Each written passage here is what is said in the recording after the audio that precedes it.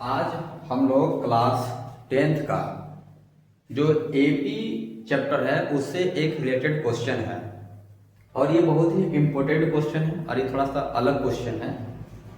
हम लोग अब तक जितने भी एनसीईआरटी के सवाल किए हैं उससे थोड़ा सा हट के ये सवाल है, जिसको पहले हम लोग समझते हैं कि क्वेश्चन में हम लोग को फाइंड क्या करना है।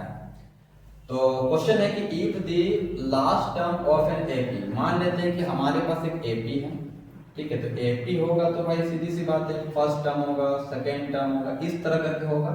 तो टोटल हम लोग के पास 30 टर्म्स हैं और 30 टर्म्स का जो वैल्यू है वो दिया हुआ है 119, मतलब इसका वैल्यू दिया हुआ है 119, इसका वैल्यू। और हम लोग सवाल है कि जो 8th टर्म का वैल्यू है कहां से, तो from the end, from the end, end से 8 टर्म। तो ये पहला टर्म हो जाएगा, अगर इंड से बोला तो पहला टर्म हो जाएगा, दूसरा टर्म फिर होगा, तीसरा टर्म होगा, चौथा टर्म होगा। तो पीछे से हम लोग को 8वां टर्म का जो वैल्यू दिया हुआ है, 8 टर्म का वैल्यू पीछे तरफ से याद रखिएगा, इधर से हम लोग का वैल्यू दिया हुआ कितना, तो 91 पीछे साइड से। तो पीछे साइड से जो वैल्यू दिया हुआ है 8 टर्म का, तो 8 टर्म का जो वैल्यू दिया हुआ है 91 है पीछे साइड से। और पीछे साइड से अगर हम बात करेंगे तो ये वाला हमारा फर्स्ट टर्म हो जाएगा। तो सवाल पहले ये है कि फाइंड द कॉमन डिफरेंस, मतलब हमको इस कंडीशन के अकॉर्डिंग टू पहले हमको कॉमन डिफरेंस निकालना है, यानी कि डी निकालना है। तो इस कंडीशन को देखें तो कहेंगे कि अगर हम लोग पीछे से बात करते हैं तो अगर हमको 8 टर्म दिया हुआ है, 8 टर्म, इसको अगर nth टर्म का फॉर्मूला में यूज करेंगे तो पीछे साइड से फॉर्मूला में क्या आ जाएगा, इसे l plus n-1 into D हो जाएगा पीछे के साइड से। समझ में आ रहा है ना क्वेश्चन के कहने का मतलब कि पीछे साइड से निकाल रहे हैं। तो पीछे साइड से निकालेंगे तो ये भाई फर्स्ट टर्म हो जाएगा। तो इसका फॉर्मूला यही होगा कि 8 का जो वैल्यू होगा, मतलब 8 अगर में लिख देते हैं, यहाँ 8 लिखते हैं तो डायरेक्ट लिख सकते थे ऐसे।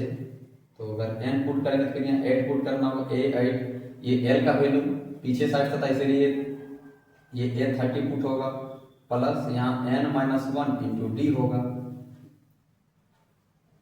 तो अगर हम यहाँ से निकालेंगे A8 का जो वैल्यू है हमको दिया हुआ है 91 है, A30 का जो वैल्यू है वो दिया हुआ 119 है, प्लस n हम लोग का दिया हुआ टोटल वैल्यू 30 है,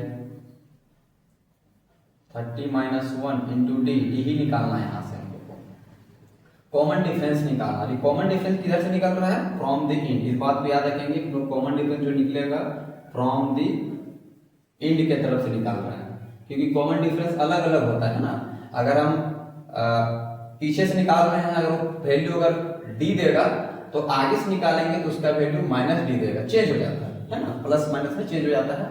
और अगर हम आगे तरफ से निकालेंगे अगर वो डी आएगा तो पीछे तरफ से निकालेंगे तो फिर वो माइनस डी आएगा, ठीक ना।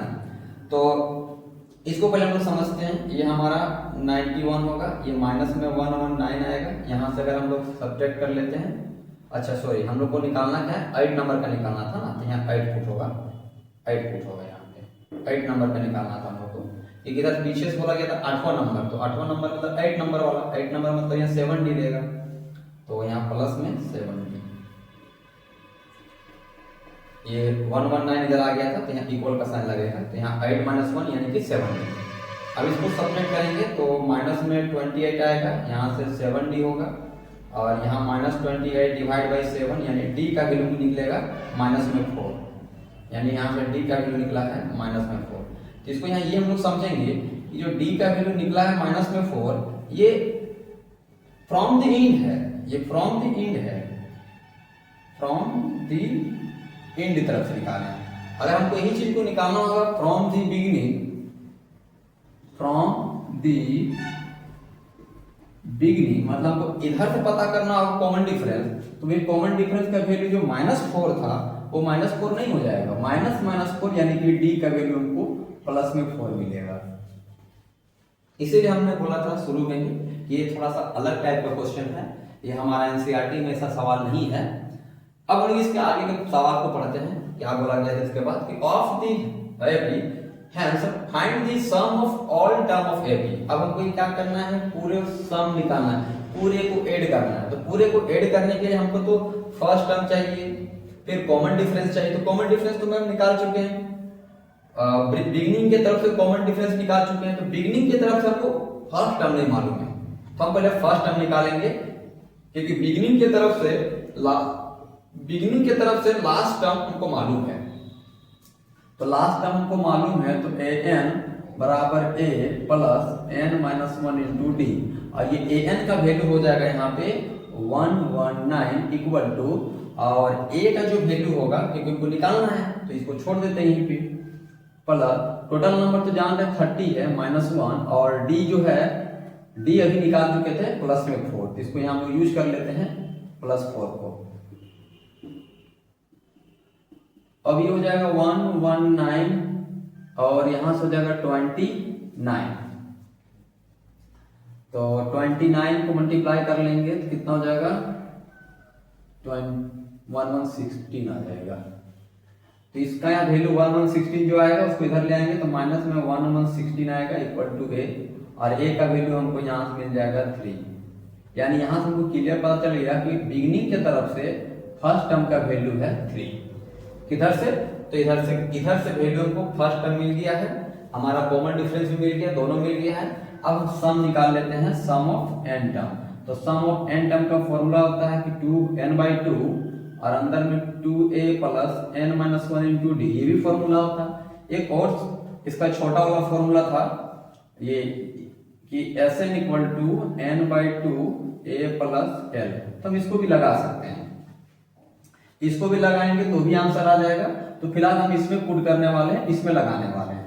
तो ये बन जाएगा S30 इक्वल टू ये 30 डिवाइड बाई 2, यहाँ से जो है फर्स्ट टर्म, तो फर्स्ट टर्म हम लोग अभी निकाले हैं 3 आया हुआ है, और प्लस में n लास्ट टर्म, तो लास्ट टर्म हम लोग को पहले से दिया हुआ था, यही है लास्ट टर्म, L बोला जाए A30 बोला जाए, तो ये फिलहाल बोल ही दिया गया था पूरा एपी में लास्ट 30 तक ही है, यानी कि लास्ट टर्म यही हो गया आपका, nth टर्म यही हो गया, जो कि वैल्यू आपका 119 है। तो 119 पुट कर देंगे तो 119, तो यहाँ से ये सब डिवाइड लगेगा 15 और यहाँ से 3 प्लस 119, तो 122 हो जाएगा। इसको मल्टीप्लाई कर लेंगे हम लोग, तो 122 इंटू 15, तो 0 3 3 3 15 और 3 18, तो यहाँ टोटल आपका 1830 आंसर आ रहा है। 1830 S30 का वैल्यू यानी टोटल सम जो आ रहा है वो 1830 दे रहा है।